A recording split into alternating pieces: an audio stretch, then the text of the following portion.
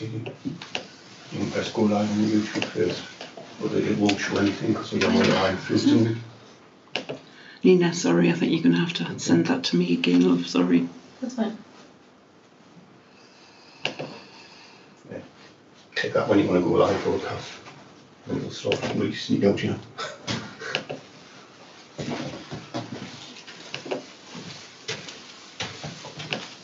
Right, just send it again, Wendy. Thank you.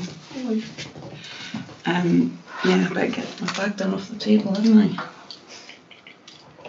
Thanks. Oh, sorry. Just wondering why there's no.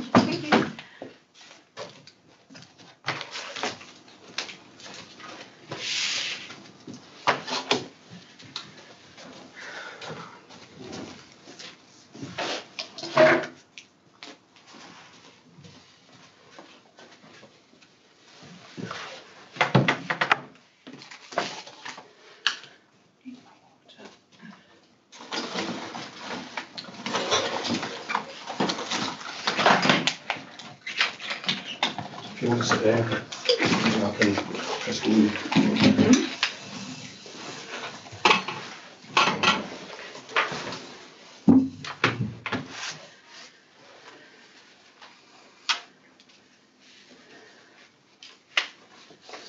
you want us to say hello when you introduce us? You can do, you can say hi. It just seems a bit friendlier. Yeah.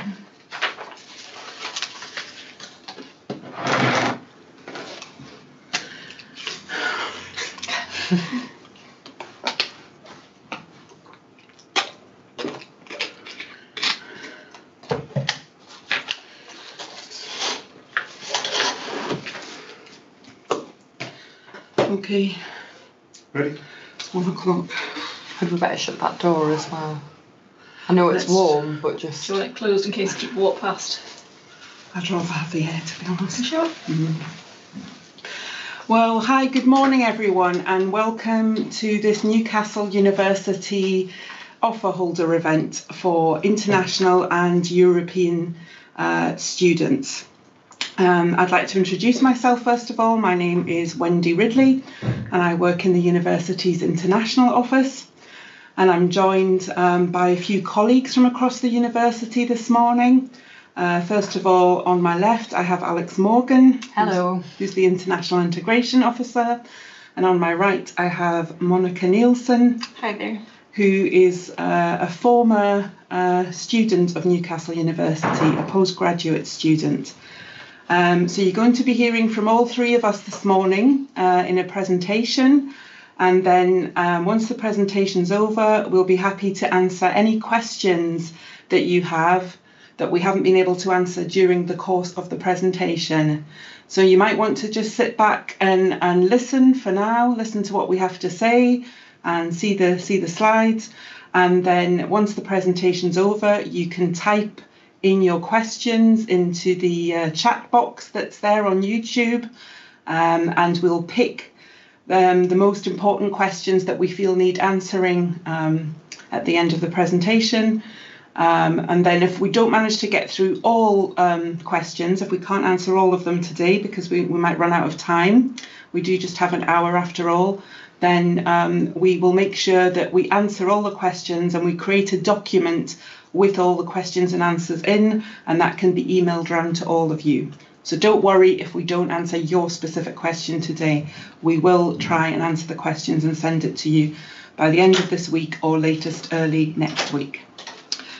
Okay, thank you very much. So just a little bit of background first of all about the university and the city of Newcastle that you're hopefully going to be coming to in September.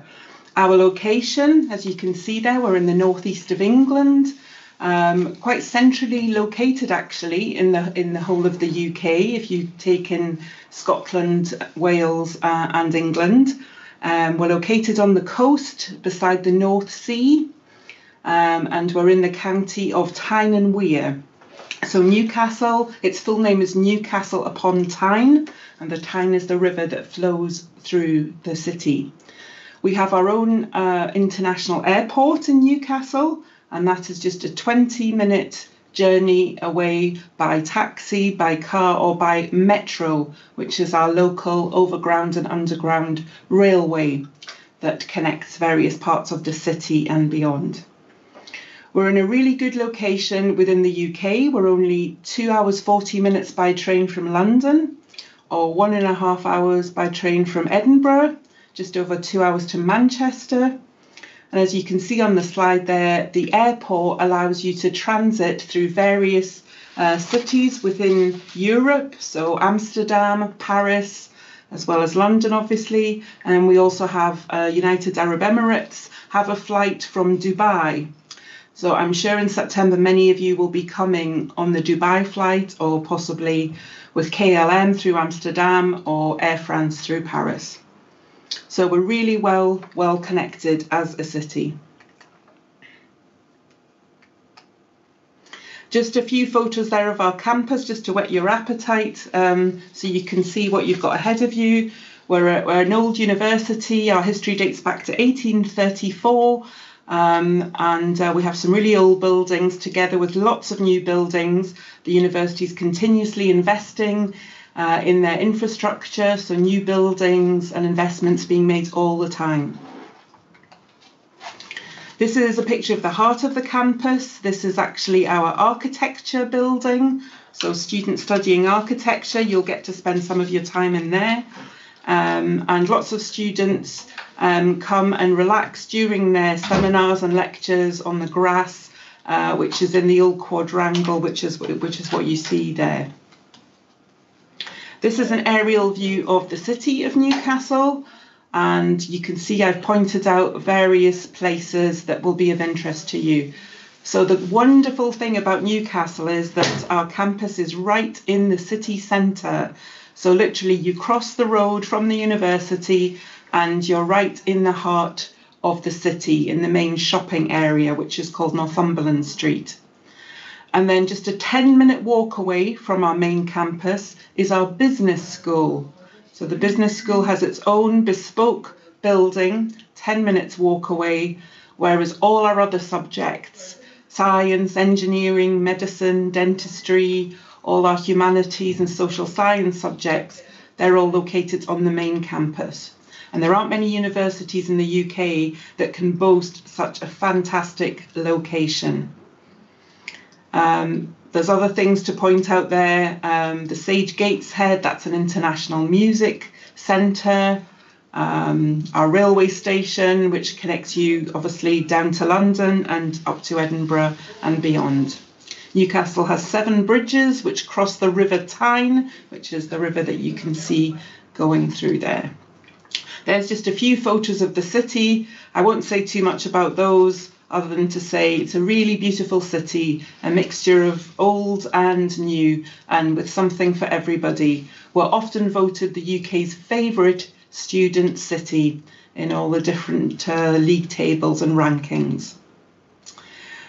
So a few facts just very quickly about the university. We're a member of a group of universities called the Russell Group, which are 24 research-intensive universities. So Oxford and Cambridge belong to this group, as do we, and several other well-known British universities.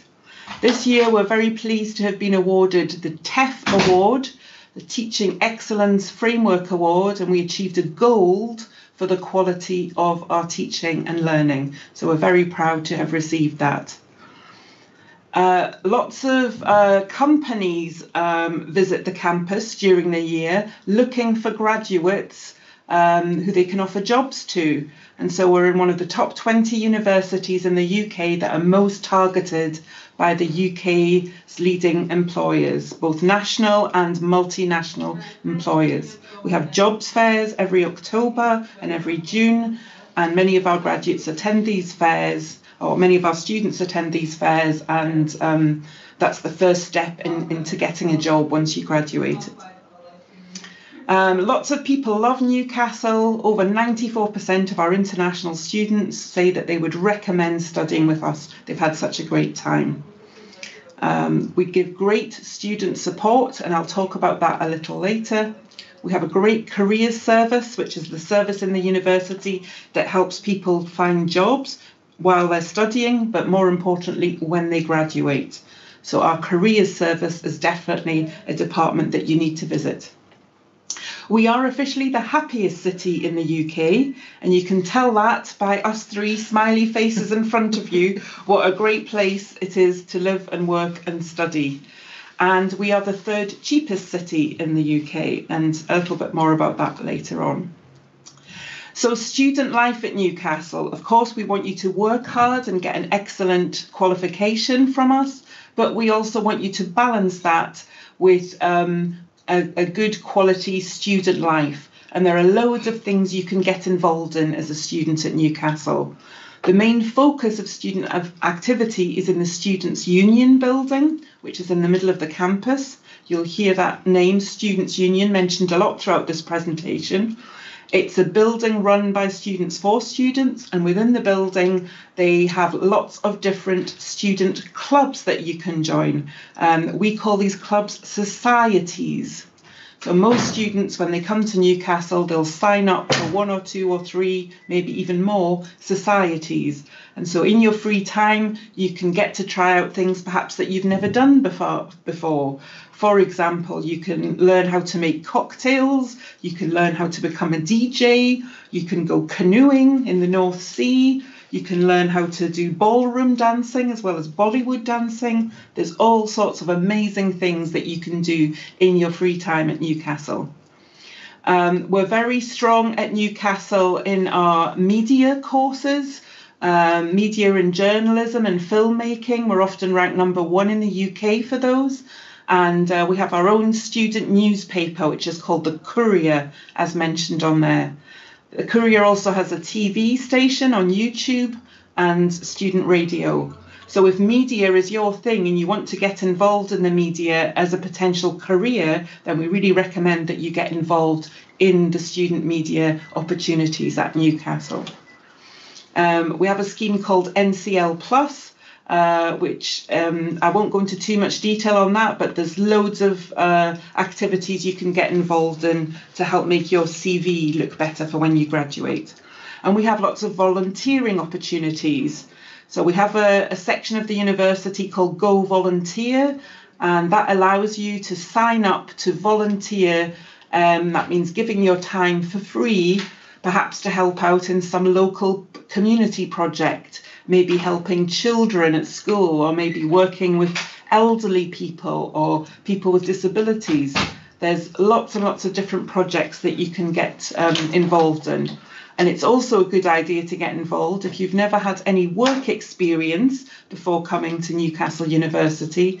This gives you a taste of what working is like, and it's helpful to go on your CV in the future. Those are just some more examples of some clubs and societies at Newcastle. So there's one there in the top right-hand corner called NUTS.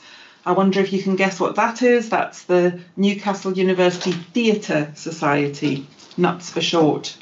The Come Down With Me Society is where you cook food for several students and invite them round to your flat, and they give you marks out of 10 for how good or bad your food is. So that's great fun. But you can see something for everyone. There's sport, music, theatre, all kinds of things. Okay, back within the university now, we offer a very good support and well-being service. And as an international or European student, it's particularly important that you realise that this is available for you. At times, things sometimes don't always go right, either within your course or within your accommodation. Maybe you're having a problem with your visa, maybe something with your finances aren't quite right, and you need somebody to talk to. Well, at Newcastle, we have a building dedicated to these student support services, and you can go into that building at any time during the day, and there's someone there who can answer any questions you have or offer you help or point you in the right direction. So really important that you are aware of that. I mentioned before the Students' Union. Well, that is the Students' Union, that big red building there. on the sort of middle to left-hand side of the shot, and that's where all the student clubs and societies take place. We have a bank within that building, the Santander Bank. Many people were asking us yesterday when we did the presentation, is there a bank that you can recommend? Well, we're not allowed to recommend any bank in particular, but Santander is the one that has a branch in that building. There's also coffee shops in there, there's a bar, there's a place where you can print off documents, there's somewhere where you can go if your computer breaks down. All the sorts of facilities that students might need is in that building.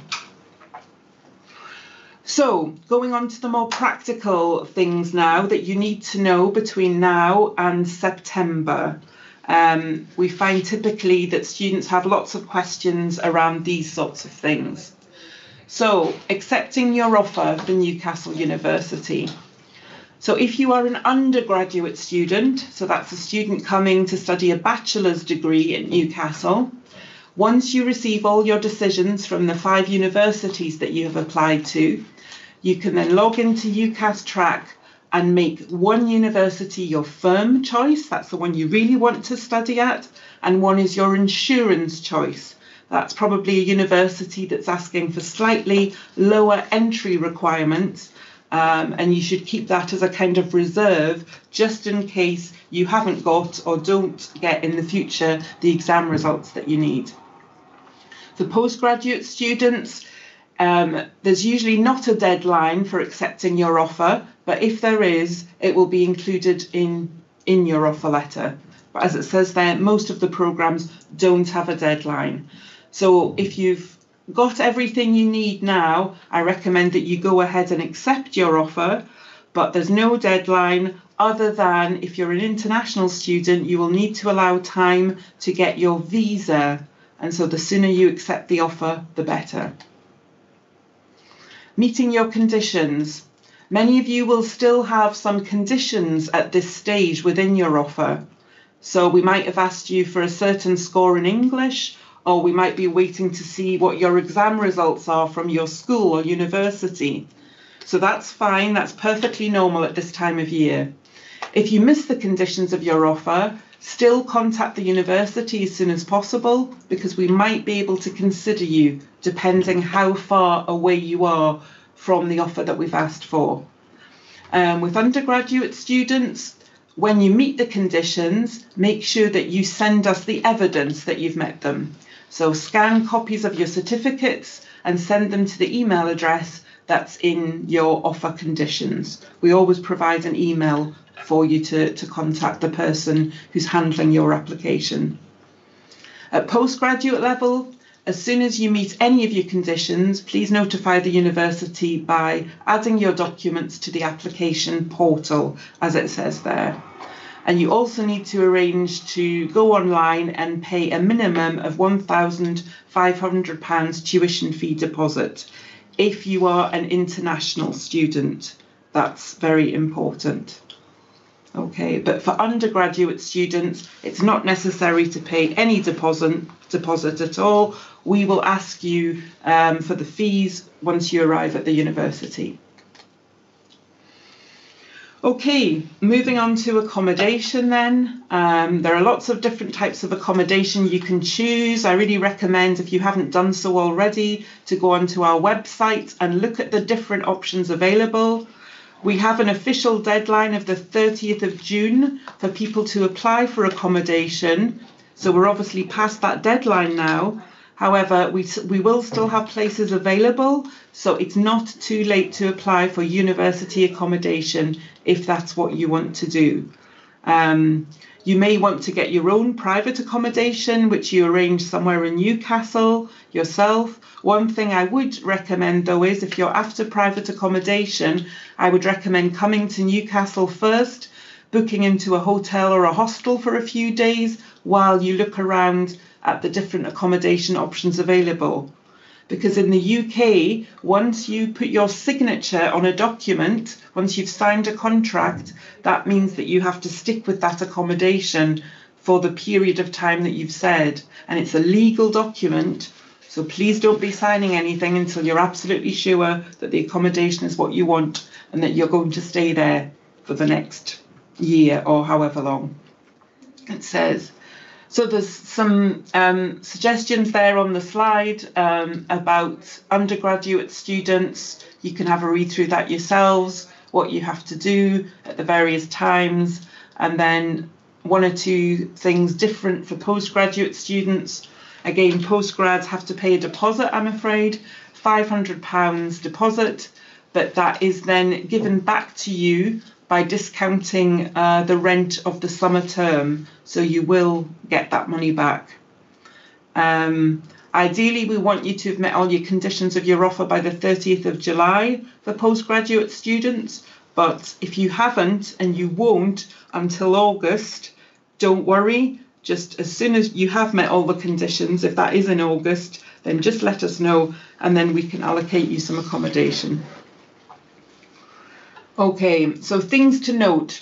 You can still apply for accommodation while you're conditional. So even if you don't know your results, your final results yet, still apply to us.